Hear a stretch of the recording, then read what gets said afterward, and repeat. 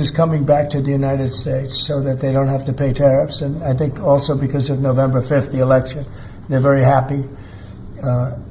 AI is coming back to levels that nobody's ever seen before. It's a new, sort of a new business, I guess, when you think about it. But it's plants are going up all over the United States, and many of them have already been started. We're getting early electricity taken care of. We're getting permits very quickly for them, and we're going to make their life very happy. They're coming in with tens of billions of dollars. Individual plants will cost 10, 15, even $20 billion. We're going to let them build electricity generating plants along with their plant, and they can't even believe it. And we're going to get them very quick permits, as I've done always. I did that in Louisiana with 2 LNG plants. I got them one permit in 1 day after waiting 14 years, and the other one in 1 week after waiting for 12 years. But this is very exciting to me. This is the automobile industry, and this will continue to spur growth like you haven't seen. Before I was elected, we were losing all of our plants. They were being built in Mexico and Canada and other places. Now those plants largely have stopped, and they're moving them to our country. In Indiana, the great state of Indiana, I love Indiana. Honda is building one of the biggest plants anywhere, and they've just started. They wouldn't have done it without this. In all cases, they wouldn't have done it without what we're doing. So we'll effectively be charging a 25% tariff. But if you build your car in the United States, there is no tariff. And what that means is a lot of foreign car companies, a lot of companies are going to be in great shape because they've already built their plant, but their plants are underutilized, so they'll be able to expand them inexpensively and quickly. But others will come into our country and build, and they're already looking for sites. They're looking for mostly sites. They don't want to take the old buildings that are empty and falling down. They want to build new, and there's tremendous action. There is likewise for other companies and countries, like the chip making process. Your chip bill was a disaster done by Biden. All he does is give tremendous amounts of billions of dollars to chip companies that will do nothing with the money. They're not going to use the money here. They're going to just keep it. They have plenty of money. The one thing they have is they have a lot of money. In our case, all we're doing is saying you can't come in unless you build here. And the largest chip company by far is manufacturer from Taiwan is building here, and it'll give us almost 40% of the chip market just with that. They're spending almost $200 billion in the United States to build a plant, and they've almost started. They'll be doing much of the work in Arizona. So we have a lot of exciting things, but to me this is one of the most exciting. Now, outside of one specific day, and that's Liberation Day. That's the real Liberation Day of America, and that's going to be in April 2nd, and I look forward to it. We'll have a little news conference. We'll talk about it, but this is very exciting. So we're signing a executive order today that's going to lead to tremendous growth in the automobile industry. As you know, the electric mandate that we did allows you to buy a car now, electric or gasoline-powered or hybrid. You can buy any car you want. We had it so that within a short period of time you had to buy all electric, and the country could never provide the money necessary to build all of those power plants that you would need all over the country. As you know, in the Middle West, they built 8 power stations. That's like the size of this desk or smaller, and they ended up spending $9 billion on 8, and of the 8, 4 of them didn't work, and we're not doing that. So you can buy electric, or you can buy gasoline, or you can buy hybrid, or you can buy whatever you want to buy, and that's the way it should be. The market's going to determine that, and you're going to see prices going down, but it's going to go down specifically because they're going to buy what we're doing, incentivizing companies to, and even countries, but companies to come into America and build. And we're already setting records for new plants. I think the new plant number, the tally is just within a period of a few weeks. It's very large. I want to be accurate. It's very large. And I'd like to ask Will just to come and give some of the basics, and then I'll sign it, and it's off to the races. I think our automobile business will flourish like it's never flourished before. Yes, please, Will.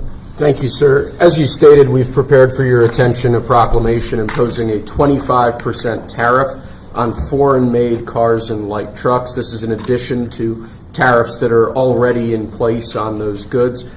In addition to, as you said, spurring increased domestic manufacture of cars and trucks, we expect that these tariffs will result in over $100 billion of new annual revenue to the United States of America in tariff revenue. I think ultimately we could probably anywhere from $600 billion to $1 trillion will be taken in over the relatively short-term period, meaning a year from now, but starting right away. I think we'll go from 600 to $1 trillion within 2 years, and I think we'll be right from the beginning, we're going to be at a very high number, right from the beginning. And right from the beginning, you're going to have a lot of construction jobs, but you're also going to have a lot of automobile jobs. So this is very exciting, but it's also exciting because of what's happening with other aspects. We're going to be doing tariffs on pharmaceuticals in order to bring our pharmaceutical industry back. We don't make anything here in terms of drugs, medical drugs, different types of drugs that you need, medicines. It's in other countries, largely made in China, a lot of it made in Ireland. Ireland was very smart. We love Ireland. But we're going to have that. We're going to have lumber. We're going to free up some of our land. And you'll be able to meet a lot of other standards like fire cuts. If Los Angeles had fire cuts, which they didn't have, that's a gap of half a football field between areas. You wouldn't have had the fires. They would have been contained. But you have fire cuts, and by the way, you sell that wood for a lot of money, a lot of profit is made from that. But we're going to be doing lumber. We're freeing up our land so that we don't have to use outside sources of lumber. Energy, we're doing fantastically well at. The energy prices have been coming down rapidly as we increase supply, and we've already done that. We have Chris and Doug are doing a fantastic job on that. That's Department of Energy and Department of Interior. And they're working together hand in hand because Interior has the land and Energy has the ability to do the drilling and do what they have to do. Our coal areas are going to be opened up for clean, beautiful coal. Germany's opening up many coal plants now. They tried the wind and it didn't work. They almost went out of business. They almost went bankrupt. They tried wind, which is a disaster because it's too expensive and it doesn't look good, kills all the birds, a lot of problems. But Germany is now building a lot of coal plants. China is building one a week. Think of that. And they're using coal, which is very powerful. Coal is a very powerful energy. And we're opening up our coal mines again, and we're going to I call it beautiful, clean coal. The technology is so good now that coal can give you tremendous power at the same time. It can be very clean. But we're also obviously doing oil and gas and various other things. You can do pretty much whatever you want. We don't like the wind because we think it ruins the landscapes, the plains, ruins them. And it's got a lot of problems. It's also by far the most expensive energy. It looks horrible in the oceans. It's dangerous in the oceans in terms of navigation.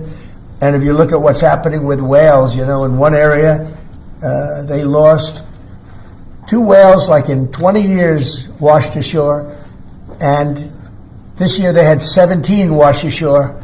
So there's something happened out there. There's something driving the whales a little bit loco, but they lost 2 in 20 years, and now they lost 17 in a short period of time. So it's something wrong out there.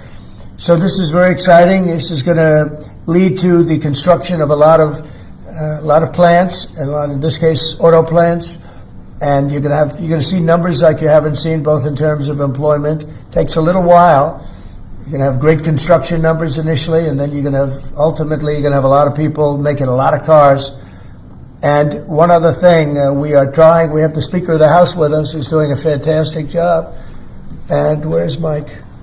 And we're trying to get approved. Mike, thank you very much for being here. We're trying to get approved, if we can. If you borrow money to buy a car, you're allowed to deduct interest payments for purposes of income tax, but only if the car is made in America. So if the car is made in America, you get a loan, you can deduct the interest. That's a big saving. A lot of people in that part of the world, in terms of buying cars, a lot of them don't think in terms of deductions. People that think in terms of deductions are very wealthy people, but people are going to start understanding what a good deduction is all about. So when you get a loan to buy a car, and I think it's going to pay for itself. I don't think there's any cost. I think you're going to have so many cars built, but you're only going to get that deduction of interest if the car is made in the United States of America. So I'm going to sign this, and Mike, I hope you can get that, because I think it's going to be amazing in terms of the number of cars that are going to be made because of it. And I want to thank Howard Lutnick, our fabulous commerce chairman. That's what he is. He's a chairman. He's a very successful guy, a great guy. And we have a big day, Howard, coming up next week. It's going to be good. That's Liberation Day. That's going to be on the 2nd, and that's going to be reciprocal.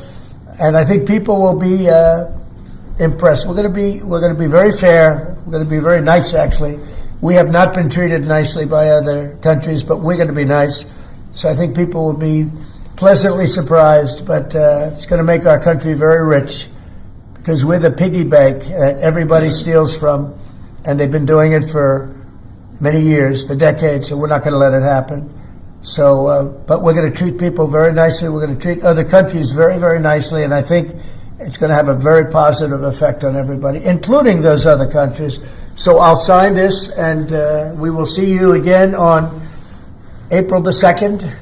In terms of this, it's going to be another round, and it's about making America great again, making it strong and prosperous again. Thank you very much. So this is like on tariffs. Next about tariffs, Mr. President, on the car tariffs, how do you assure that a car coming into the country is fully built? Could an automaker in Germany say, leave the tires off a car? Yeah, we're going to have very strong policing, and it's pretty easy to do.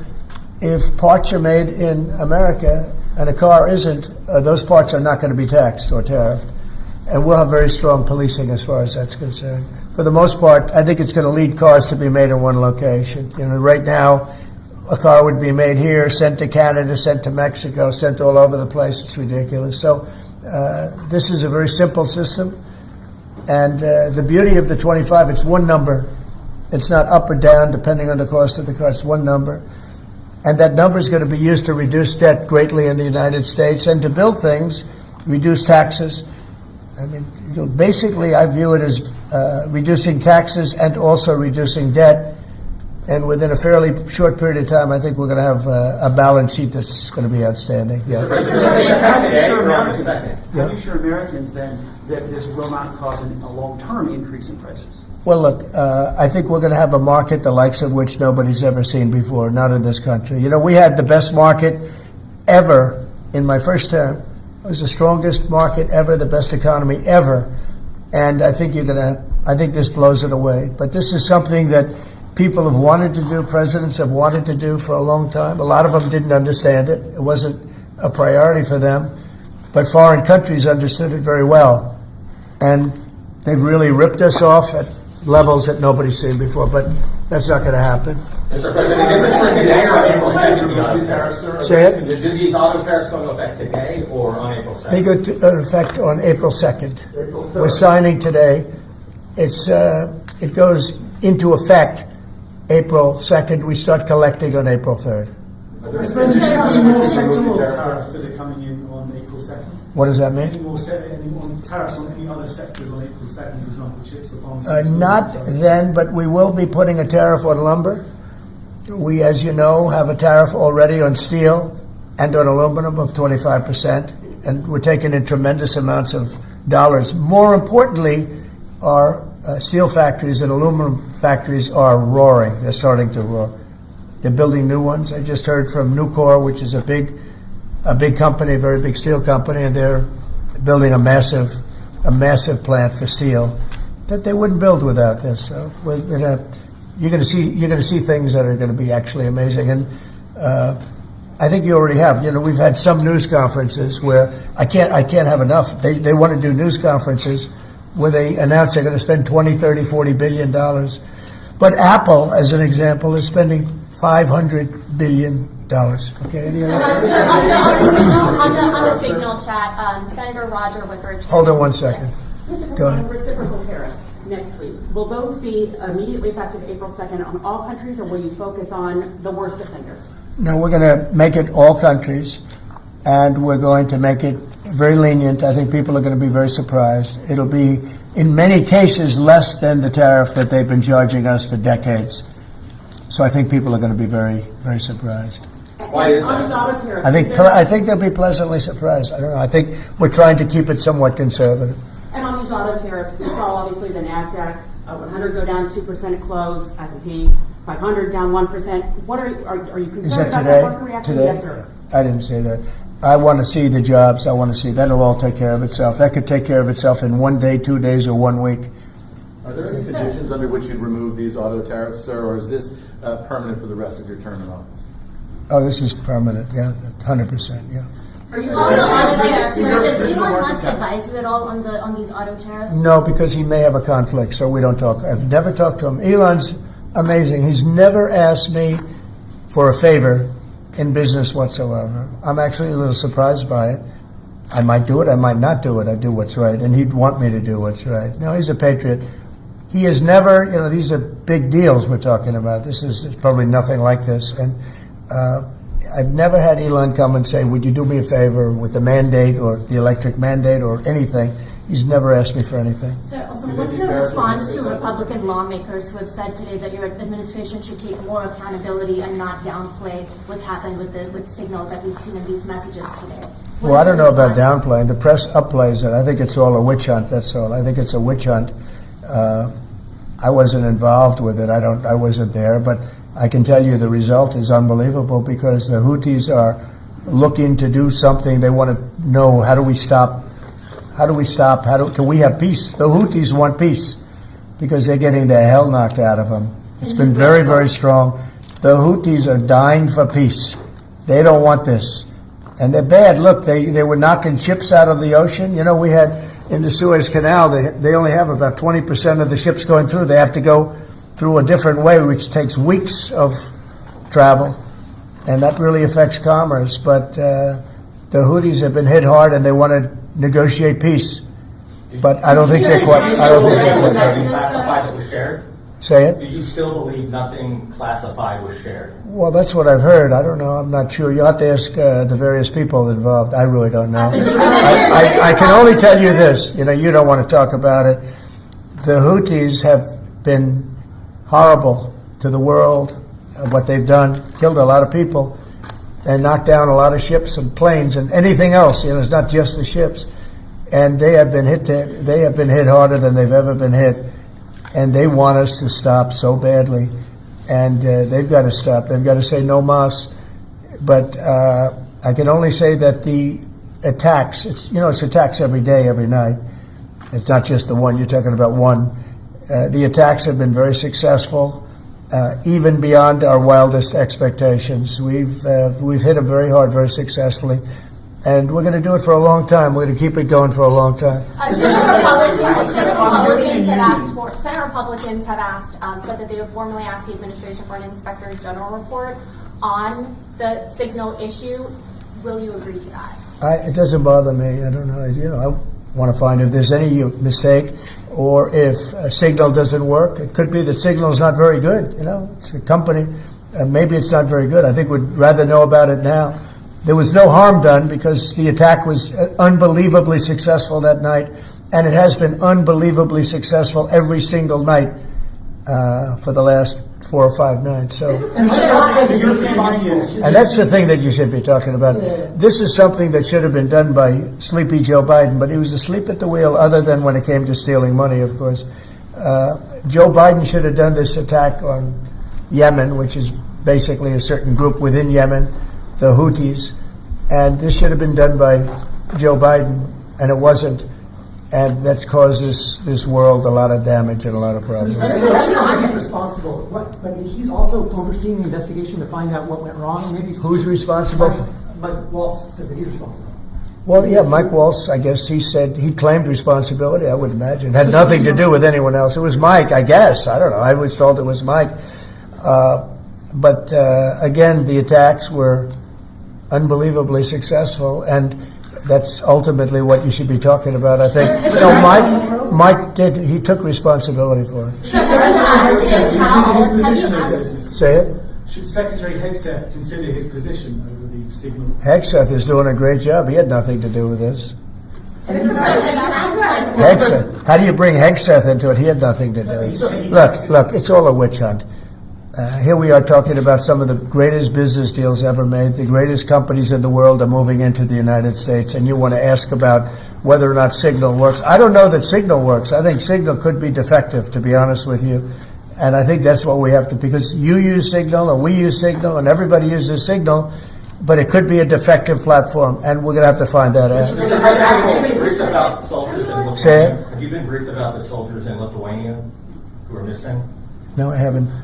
Mr. President, have you spoken, sir, with the big three automakers about these tariffs? What was their reaction? I have. What was their reaction? It depends on whether or not they have factories here. I can tell you, if they have factories here, they're thrilled. If you don't have factories here, they're going to have to get going and build them, because otherwise they have to pay tariffs. It's very simple. And most of those have pretty big factories here, like General Motors has big factories here. They're going to move their parts divisions back to the United States, because some of them were made in Canada and some of them were made in Mexico and other places. They'll be moving their parts division back to the United States in factories where they may be at 60% capacity, so they don't even really have to build too much of a factory. But, generally speaking, if they have factories here, plants here, where they make their cars and equipment, but they make their cars here, they are thrilled. Same thing with the steel industry. Steel industry is now paying a 25% tariff, as you know, I put it on last week, and the business is roaring in the United States. And we can't, because of military, we can't lose the steel industry. If I didn't put the initial tariffs on steel in my first term, you wouldn't be able to have a military, because we wouldn't have every steel company would be bankrupt in the United States, and every plant would be closed. But now they're booming, and putting this tariff on, this additional tariff for steel and aluminum, it's making them thrive, and it's already happened. Mr. President, on the deadline for the TikTok sale, will you extend that deadline if you don't have a deal? Do you support Oracle? Well, we will have a form of a deal. TikTok is very popular, very successful, very good. We're going to have a form of a deal, but if it's not finished, it's not a big deal. We'll just extend it. I have the right to have the deal and to extend it if I want. So we'll see whether or not we have a deal. We have a lot of interest in TikTok.